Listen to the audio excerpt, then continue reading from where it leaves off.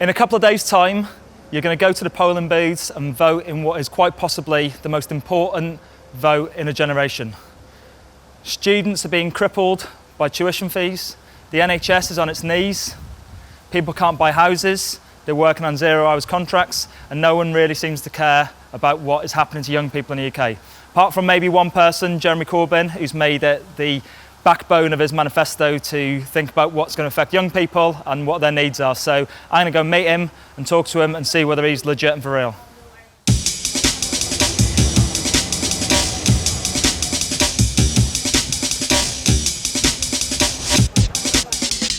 Okay, you started this campaign on the back foot. You were very much the underdog.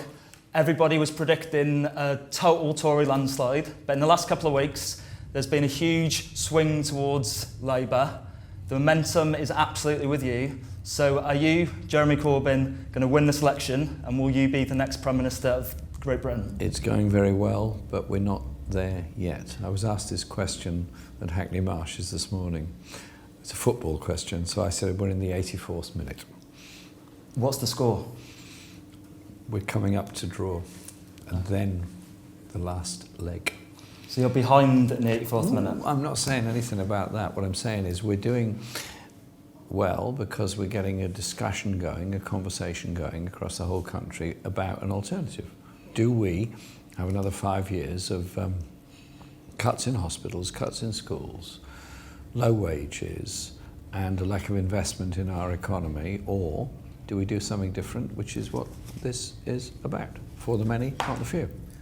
And I'm very proud of this document. Why do you think that you are surging in the polls right now? What is it about the message that's connecting now that maybe wasn't connecting previously?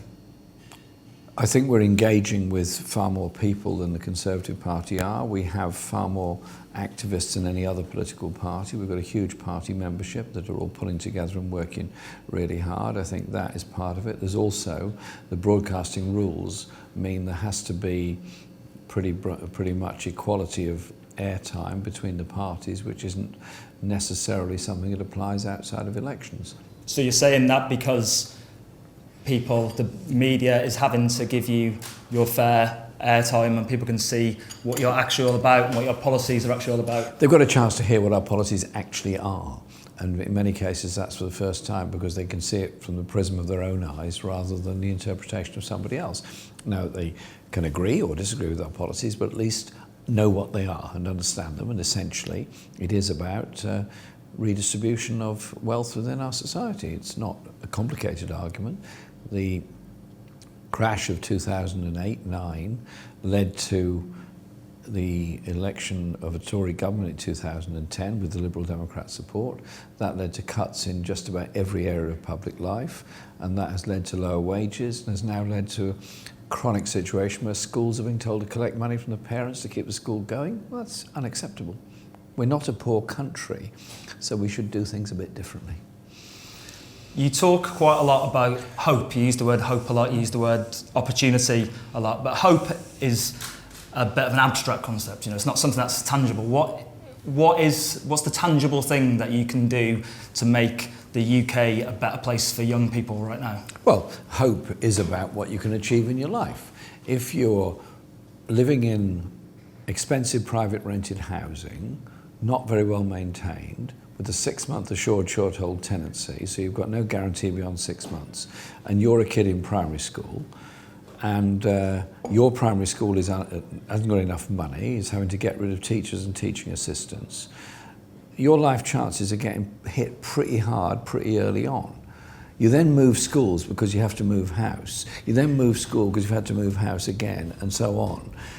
What are your chances of doing well at a primary level, then getting into secondary, going on to do A-levels and so on? Pretty low, I'd say. So I want us to, as a society, recognise we've got to invest in all our people. That means housing. It means spending money, yes, on council housing, and I'm very prepared and very keen to do that. And it means spending money on schools. Yes, I'm prepared to do that. And it means supporting people to go on to college and university, because that means they achieve and we all achieve more as a society. This does mean taxing corporations more. It does mean a fairer taxation system in our society, and I'm quite prepared to push that. It also means 95% of the people will not pay any more, but will benefit from this. Theresa May calls this fantastical promises and a utopian vision. It seems that she's trying to dampen expectations. You're telling people that they should expect more. I've never heard her use the word utopian before. She wrote I'm impressed. She wrote a Facebook post in response to the manifesto launch, saying that this was a utopian vision, and that she's saying that that we cannot wish these challenges away. You're telling people to expect more. She's telling people that expectations need to be dampened. Why should people trust what you have to say above what she's saying? Well, what her government has done is systematically reduced tax for corporations and continuing to reduce it, and continuing to preside over underfunding of social care, health, housing and education, and predicting to give away another 60 billion in tax write-offs over the next 5 years. We're simply saying, stop that process, reverse that process, and invest in public services, of course, but also invest in our economy for the future. We have the lowest levels of industrial investment of any European leading industrial country. That's got to change, and it's got to change fairly across the country. With two quite polar opinions, it seems, yourself and Theresa May, the perfect thing to do would be obviously for you guys to duke it out and have a debate. Why won't Theresa May debate you on TV? Well, I'm afraid I can't really answer that question, because it's a question you've got to put to her. Why do you think? Listen, I've said from the very beginning we should have a debate, and it should include her. Her reply was, and I asked this at Prime Minister's Question Time when we knew the election was coming, and she said, well, this is the debate. Well, it isn't. The Prime Minister's Question Time is MPs asking questions of the Prime Minister. I get to ask 6 questions, others get to ask 2 or 1. That isn't a debate, that's me questioning her. Now, I accept that's important, of course it's important, but it's not a debate. Whereas a debate between us, she's going to say this on her economic direction, I would say something very different. I think the public needs to be able to hear that and compare that. You mentioned universities and tuition fees. So in your manifesto, you've pledged to scrap tuition fees. That's gone down incredibly well. I think that's maybe partly responsible for part of the support that seems to have surged behind Labour in the last few days. But also, what it's kicked up is a question for people who already have that debt, or people who are currently in university. What does it mean for them? What can you do for somebody who already has £27,000 worth of debt? You can look after the people going into university next year, but what about the people who spent 10 years being charged £9,000 a year? Yeah. First of all, we want to get rid of student fees altogether, and we'll do it as soon as we get in, and we will then introduce legislation to ensure that any student going from 2017 to 18 academic year will not pay fees. They will pay them, but we'll rebate them when we've got the legislation through. That's just fundamentally the principle behind it. Yes, there is a problem of those that currently have a massive debt, and I'm looking at ways that we could reduce that, ameliorate that, lengthen the period of paying it off, or some other means of reducing that debt burden. I don't have the simple answer for it at this stage. I don't think anybody would expect me to, because this election was called unexpected. We had 2 weeks to prepare all of this, but I'm very well aware of that problem, and I don't see why those that had the historically misfortune to be at university during the 9,000 period should be burdened excessively compared to those that went before or those that come after, so I will deal with it. Why is it important for students to leave university debt-free then? Because I think if you leave university with a massive debt, then you've got that millstone around your neck. You have to pay it off if you earn more than 21,000. Quite a lot of it, by the way, is never paid off because people don't earn enough or go abroad or something. So there is a huge debt that's built up then in public. Others do pay it off, and of course it reduces their credit worthiness for other things in life. So if somebody's leaving university with Well, you mentioned 27, but these days it's probably more than that. I mean, I've had students in my own area who've coming out with 40 and 50,000 of debt because of maintenance needs as well.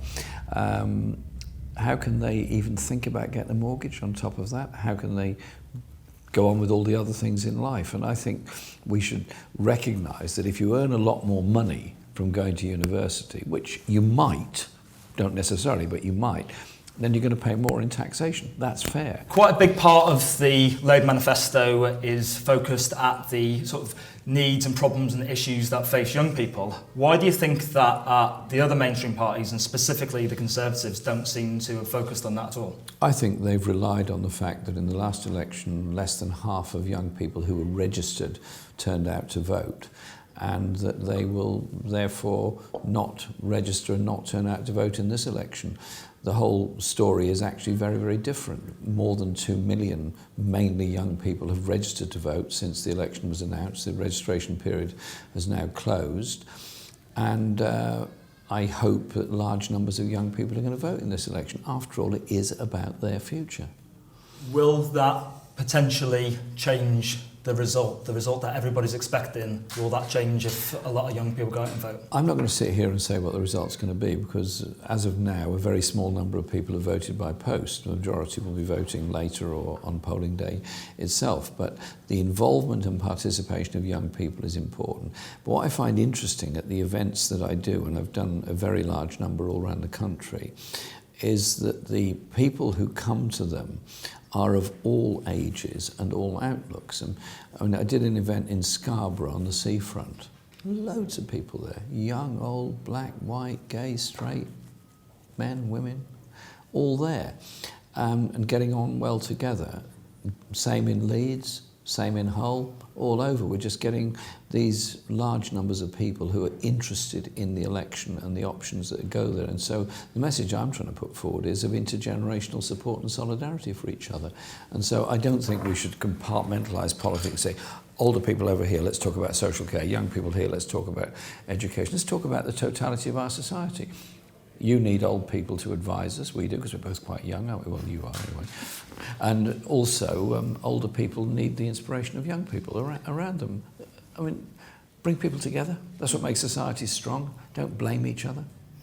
Okay, so I'm a pacifist, right? And I'm really proud of the fact that I'm a pacifist. And I think that you are also a pacifist, and I think that you're pretty proud of that too. But you went on record recently as saying that you're not a pacifist. And who are you trying to please by saying that? No, what I was just asked the question in the extreme situation, and the one that comes up always. I remember I had these discussions with my mum and dad as a kid. The Second World War is the problem one, over the rise of the Nazis and what they did.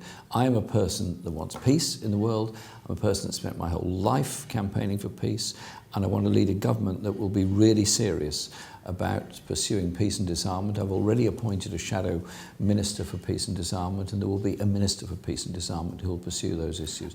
Britain's music industry is is a thriving export. How are you going to protect it when 40% of live music venues in London have closed down? It's the same picture across the country, but music generates so much money for this country. How are you going to protect grassroots music and invest in that?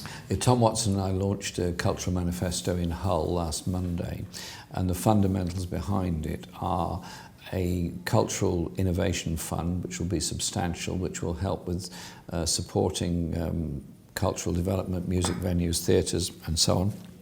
An extension of the pub scheme, which encourages live music venues. And also, I would want to support and encourage local authorities to ensure there is rehearsal space available, because if you get a group of young people get together, form any kind of band, any kind of musical experimentation, be it so totally electronic or be it instruments, they're going to need space to do it. And most people live in quite small flats or houses, just don't have those facilities.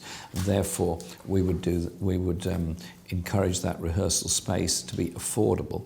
Also, pupil arts premium in the schools, 160 million into music and art education in the schools, which would have the spin-off of A, every child being able to learn a musical instrument, and B, that money would also be spent on local theatres and venues, so the schools would be seen by the local theatres and orchestras as a source of music for the future. You said you're a music lover. Can you help us answer the quintessential NME question that people have been asking for over 20 years? Who was the best, Blair or Oasis?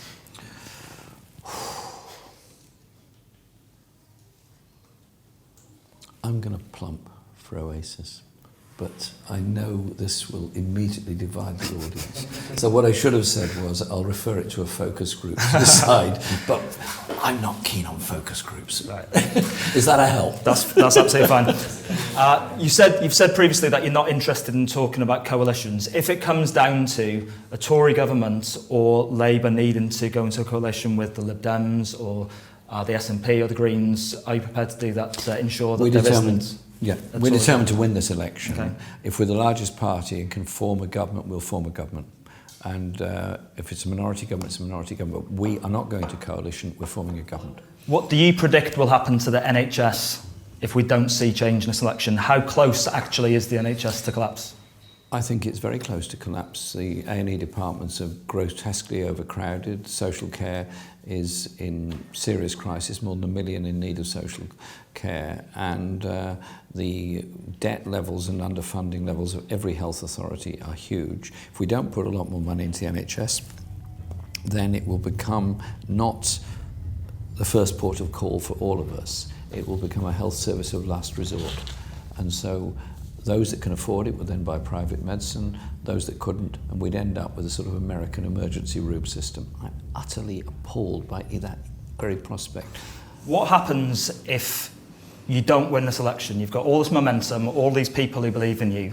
What happens to them and what happens to you? Where does all this go if you don't win this election? Well, I think we're going to win it. So we win it, and we have that huge opportunity to fundamentally change the way politics is done in Britain. And I'm very excited by it. I've spent all my life working on causes, representing my community, and I'm very excited by this opportunity. And as a final message to the NME readers, what does the future look like for them if we continue in the way we're going, and what can it look like for them if they vote for change? If we continue the way we're going, young people are going to have more debt, less opportunity for housing. Some will do very well, but the majority will not get the wages they deserve, the opportunities they deserve, or the society they deserve. Let's look at things a bit differently. We can afford lots of things in this country, but we cannot afford the levels of inequality that we've got. And that's why this document here, for the many, not the few, it does what it says. It actually says, let's redistribute, let's invest in people for the future, and invest in an economy that grows for the future, and bring people together. Don't blame each other, bring people together. We can achieve things together, and I'm very excited by it. Excellent. Thank you very much. Thank you. Awesome.